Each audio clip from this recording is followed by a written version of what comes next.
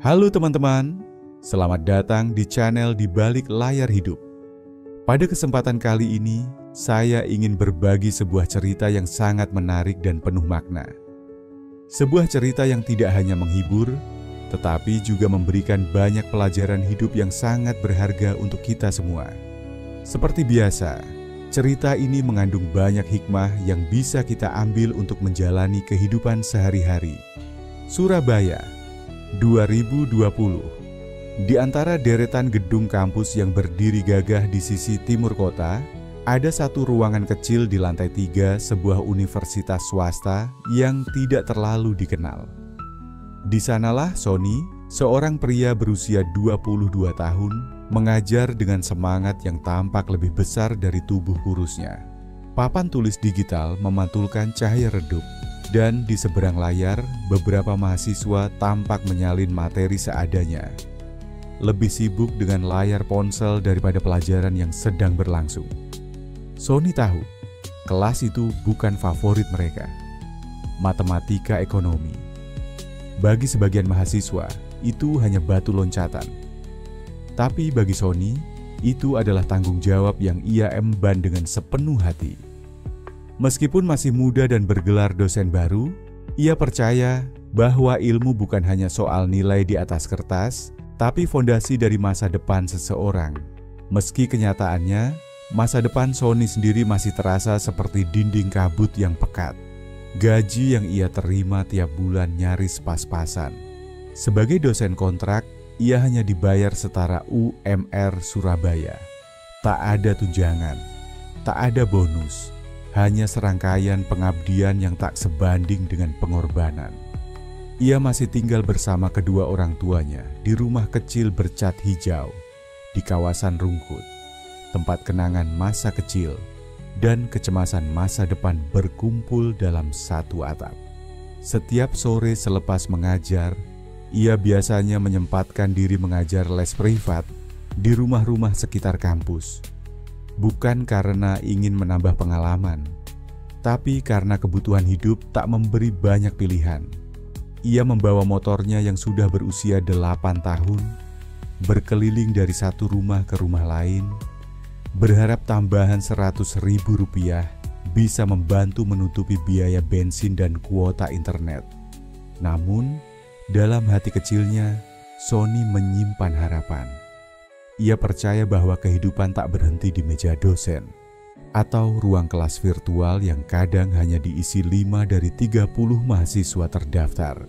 Ia percaya pada sesuatu yang lebih besar, meski ia sendiri belum tahu bentuknya seperti apa. Orang-orang di sekitarnya menyayanginya.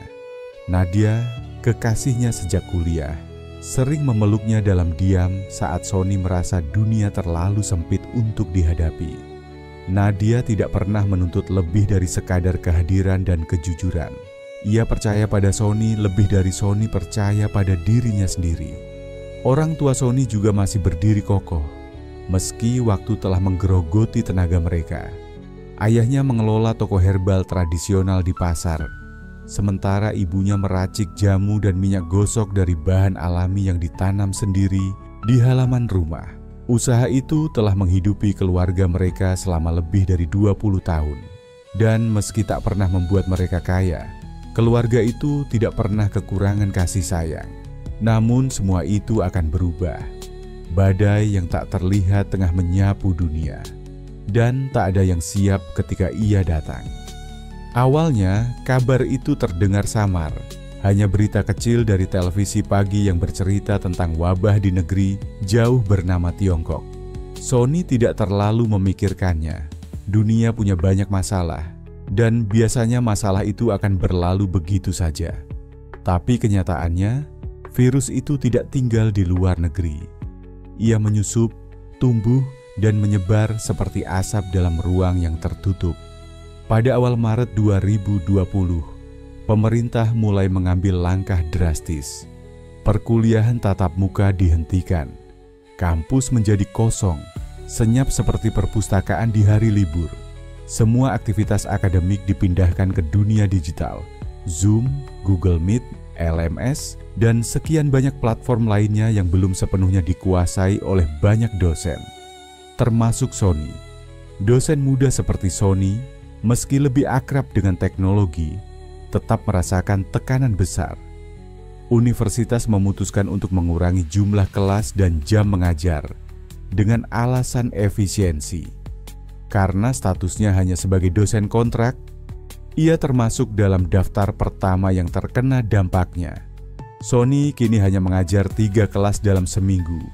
Itu berarti gajinya ikut dipotong. Uang yang sebelumnya sudah minim, kini benar-benar menyentuh dasar. Di sisi lain, les privat, sumber penghasilan tambahannya juga lenyap total. Semua murid menghentikan sesi. Orang tua mereka pun mulai waspada dan mengurangi pengeluaran karena situasi yang tak pasti. Sementara itu, badai yang sama juga menghantam keluarga Sony. Toko herbal milik ayahnya di Pasar Wonokromo dipaksa tutup oleh kebijakan pembatasan sosial berskala besar, PSBB. Selama ini, toko itu adalah sumber utama pemasukan keluarga mereka.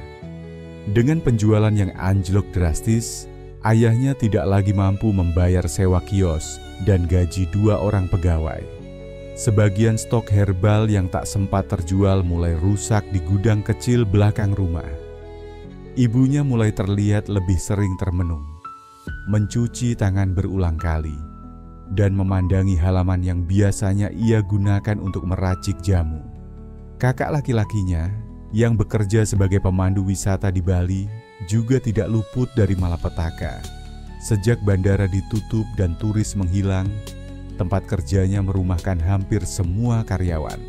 Kakaknya pulang ke Surabaya dengan koper kecil dan wajah bingung, menyisakan satu pertanyaan di mata setiap anggota keluarga. Sekarang kita akan makan dari mana?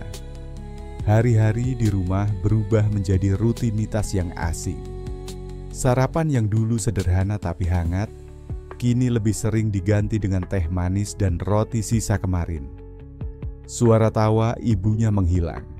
Sony mulai terbangun malam-malam hanya untuk duduk di depan laptop, membuka lowongan pekerjaan yang ia tahu tidak akan membalas lamaran. Pada suatu malam yang dingin karena hujan deras, Sony duduk sendirian di ruang tamu. Cahaya layar laptop menyinari wajahnya yang lelah. Ia membuka tabungan digital dan menarik napas panjang. Angkanya tidak berubah sejak 2 minggu lalu, hanya tersisa cukup untuk hidup 1 bulan ke depan. Di ruangan sebelah, ia mendengar suara batuk ayahnya. Tidak keras, tapi penuh beban. Batuk seorang lelaki yang terlalu lama menahan beban tanpa tempat bersandar. Sony tidak menangis. Ia tidak tahu apakah ia terlalu lelah atau air matanya sudah habis. Malam itu, dalam keheningan rumah yang mendadak terasa asing, ia menulis 1 kalimat di buku catatannya. Hidup tidak bisa hanya menunggu nasib. Kalau pintu tertutup, aku harus belajar membuat pintu sendiri. Namun ia masih belum tahu bahwa kalimat itu akan menjadi awal dari perubahan besar yang tak pernah ia bayangkan. Hari-hari berlalu seperti daun kering terbawa angin, cepat dan tanpa arah. Pandemi yang awalnya dianggap sementara, kini berubah menjadi kabut tebal yang menelan waktu dan harapan. Di bulan Juli 2020, Surabaya berada dalam status siaga tinggi. Rumah sakit penuh, suara ambulans menjadi latar belakang harian, dan berita kematian menjadi lebih rutin daripada laporan cuaca. Keluarga Sony semakin terjepit. Tabungan yang selama ini dikumpulkan orang tuanya untuk keperluan darurat perlahan habis. Awalnya mereka masih mencoba bertahan dengan menjual produk herbal lewat grup WhatsApp dan media sosial. Tapi keterbatasan jangkauan dan daya beli masyarakat membuat penjualan hanya sebatas harapan. Toko herbal itu akhirnya benar-benar ditutup. Sewa tidak bisa dibayar. Distributor mulai menagih utang. Stok bahan mentah busuk karena tidak disimpan dengan baik. Dan saat itulah sang ayah yang selama ini dikenal tangguh dan tidak pernah mengeluh, jatuh sakit. Bukan karena terpapar virus, tapi karena tekanan batin yang menghancurkan dari dalam. Ia lebih banyak tidur di ruang tamu, tak lagi bicara banyak, matanya kosong. Dan setiap kali menatap foto toko lamanya yang dipajang di dinding, ada semacam luka tak kasat mata yang menganga. Sony hanya bisa melihat, tak mampu bertindak. Ibunya yang dulu selalu semangat dengan resep-resep jamu tradisional warisan leluhur, kini lebih banyak diam di dapur. Ia seringkali memandang jendela lama-lama, tangannya menggenggam cangkir yang isinya sudah dingin. Rumah yang dulu penuh suara tawa dan diskusi kini sunyi, hanya diisi deru kipas angin dan ketukan jari di papan ketik. Kakaknya mulai mencoba jadi driver ojek online, namun hasilnya jauh dari cukup. Banyak pengemudi lain, sedikit penumpang, persaingan ketat dan cuaca buruk membuatnya pulang setiap malam dengan wajah lesu dan helm masih menggantung di tangan. Sony sendiri mulai goyah. Ia merasa hidupnya seperti pasir yang digenggam erat, tapi terus lepas dari sela-sela jari. Ia mencoba mencari pekerjaan sampingan secara online, namun tak satu pun lamaran mendapat jawaban. Dunia sedang kelebihan pencari kerja, dan Sony bukan siapa-siapa dalam antrean panjang itu. Ia mulai berpikir, apakah ini akhir dari semua yang ia perjuangkan? Pada suatu malam yang dingin dan lembab oleh embun jendela, Sony kembali duduk di depan laptopnya. Bukannya mengajar atau membuat soal, ia membuka YouTube, berharap menemukan hiburan atau pelarian. Namun yang ia temukan justru adalah sebuah video pendek berdurasi 5 menit dengan judul mencolok, "Bitcoin naik lagi, apakah ini saatnya masuk?" Judul yang tampak seperti clickbait itu tidak langsung ia buka, tapi algoritma YouTube terus menawarkannya video serupa. Hingga akhirnya dengan rasa penasaran, Sony mengklik satu video, lalu satu lagi, lalu satu lagi. Malam itu ia tidak tidur. Ia membuka tab baru, mengetik apa itu blockchain, lalu kripto untuk pemula. Kemudian apa bedanya Bitcoin dan Ethereum? Dunia baru terbuka di hadapannya. Dunia yang bukan hanya tentang mata uang, tapi tentang sistem kepercayaan, desentralisasi, dan kemungkinan masa depan. Ia menemukan kisah orang-orang yang bangkit dari keterpurukan karena teknologi ini. Ia membaca tentang proyek-proyek yang membangun sistem keuangan tanpa bank, pasar tanpa perantara, dan peluang tanpa batasan geografis. Mungkinkah ini pintu yang aku cari? Malam itu, Sony tidak sekadar mendapatkan pengetahuan baru. Ia mendapatkan secercah harapan, sebuah kemungkinan bahwa masa depan tidak harus terlihat seperti masa kini. Keesokan harinya, saat matahari belum terbit dan rumah masih senyap, ia duduk di meja makan dengan Nadia. Ia menceritakan semuanya. Bukan hanya tentang kripto, tapi juga tentang ide gilanya untuk mencoba masuk ke dalamnya. Nadia mendengarkan dengan saksama, tanpa mengganggu, tanpa menertawakan.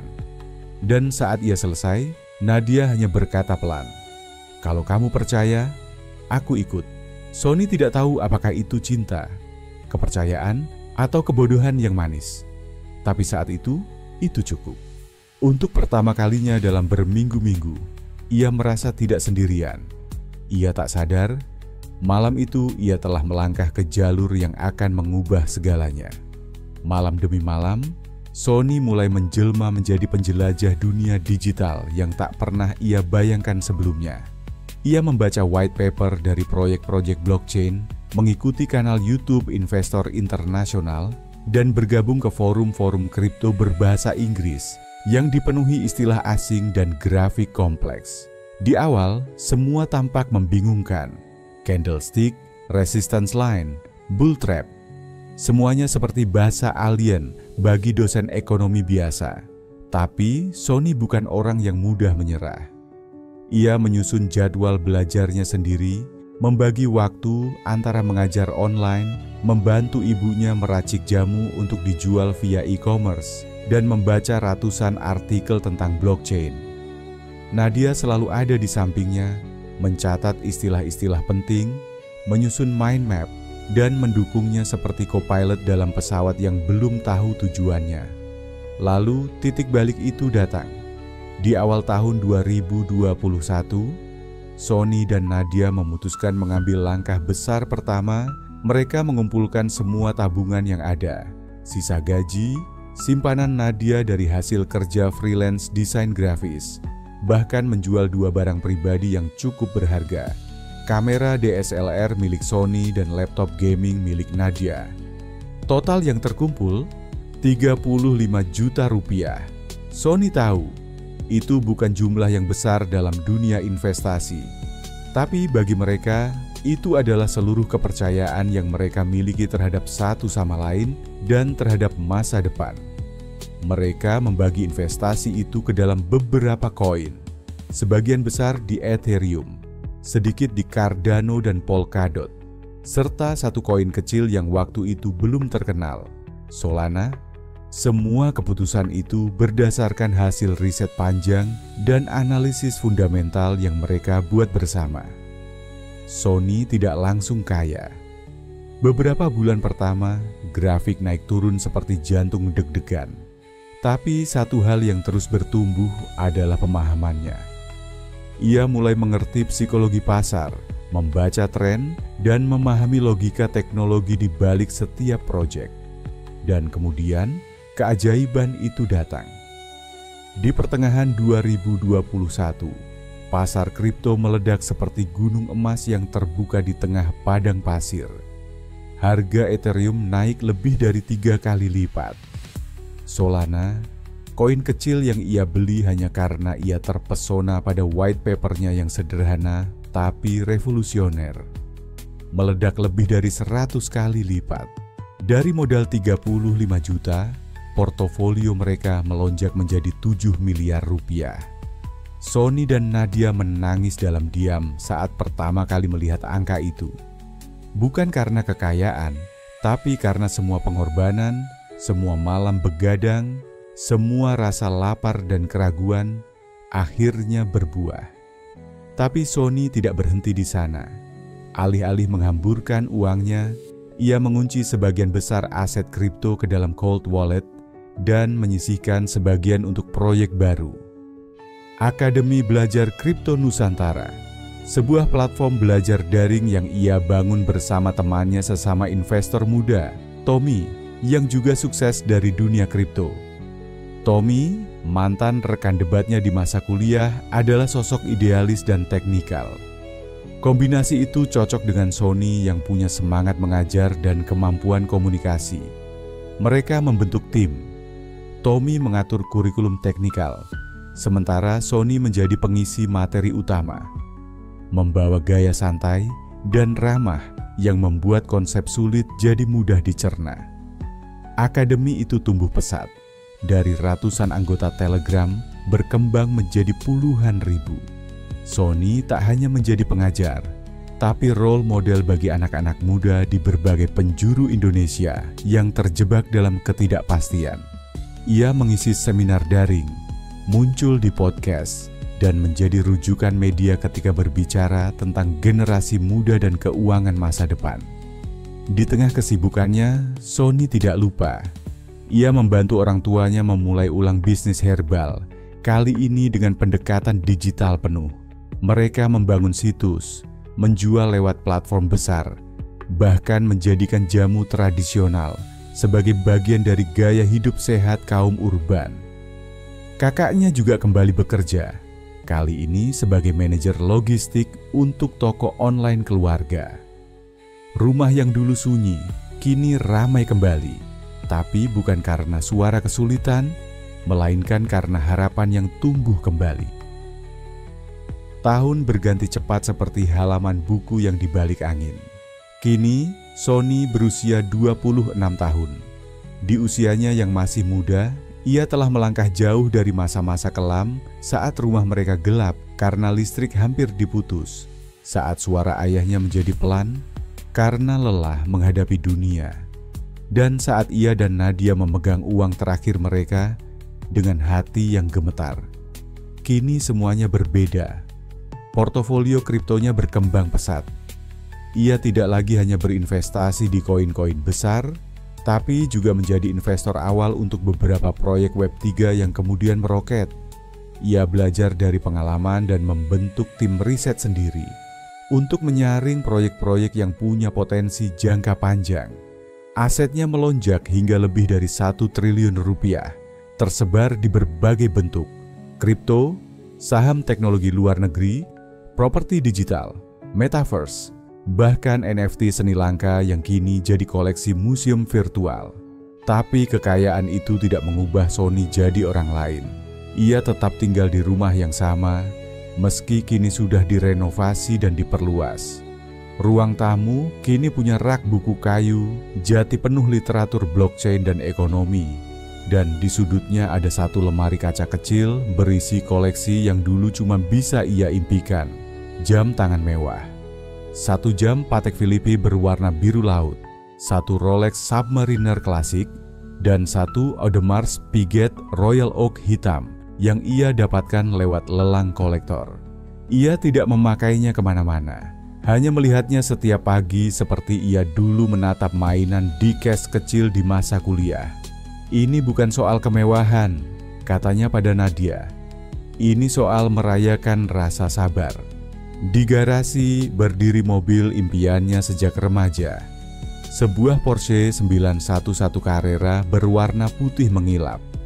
Saat masih kuliah, ia sering menghabiskan waktu di toko mainan hanya untuk membeli diecast skala 1/18 dan memajangnya di meja belajar.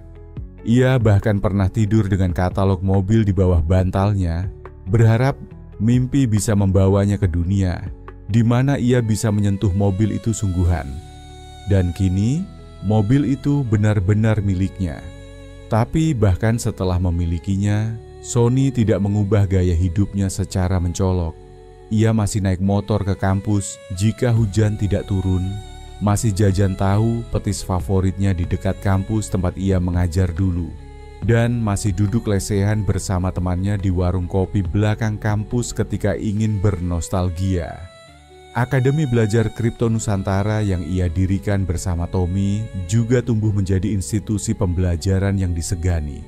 Mereka punya puluhan mentor, ribuan peserta, dan bahkan telah bermitra dengan beberapa universitas untuk membuat kurikulum blockchain dan Web3. Ia pernah diundang sebagai pembicara di konferensi internasional, berdiri di atas panggung besar dengan layar LED menyala di belakang, tapi masih menyapa audiens dengan gaya khas Jawa Timurannya. Santai, hangat, dan penuh tawa. Hubungannya dengan Nadia juga tak pernah berubah. Setelah perjalanan panjang, mereka menikah dalam upacara sederhana di puncak bukit kecil di Batu, dikelilingi keluarga dan teman dekat. Tidak mewah, tidak megah, tapi penuh cinta dan makna. Nadia kini memimpin tim desain dan branding di akademi, serta mengelola yayasan sosial yang mereka bentuk bersama, membantu keluarga prasejahtera belajar tentang literasi keuangan digital. Keluarganya pun kembali berdiri dengan bangga. Ayahnya sembuh dan kini aktif kembali mengembangkan produk herbal, bekerja sama dengan startup kesehatan. Ibunya tersenyum setiap pagi, kini menjadi narasumber di berbagai acara talk show kesehatan tradisional. Kakaknya, yang dulu jadi driver ojek online, kini membuka bisnis logistik sendiri dan menjadi mitra distribusi resmi untuk produk jamu digital keluarga mereka. Dan pada suatu sore yang cerah, saat Sony duduk di balkon rumah barunya, memandangi langit sore berwarna emas kejinggaan, Nadia datang membawa 2 cangkir teh hangat. "Apa kamu pernah menyangka kita akan sampai di sini?" tanyanya lembut. Sony tersenyum kecil. "Tidak, tapi aku selalu percaya kalau kita terus belajar dan tidak menyerah, masa depan pasti datang untuk menjemput." Ia menatap langit sebentar, lalu kembali ke Nadia. "Dan saat masa depan itu datang, aku ingin kita sudah siap." Sony tak lagi sekadar hidup. Ia membuktikan bahwa harapan yang disemai di saat tergelap bisa tumbuh jadi pohon besar yang rindang. Bahwa dari ruang sempit dan gelap, jalan bisa terbuka ke ruang cahaya. Ia pernah punya 35 juta dan harapan. Kini ia punya 1 triliun dan prinsip. Dan di atas segalanya, ia tetap menjadi Sony. Seorang dosen dari Surabaya yang percaya bahwa masa depan bukan sesuatu yang ditunggu, melainkan sesuatu yang dibangun.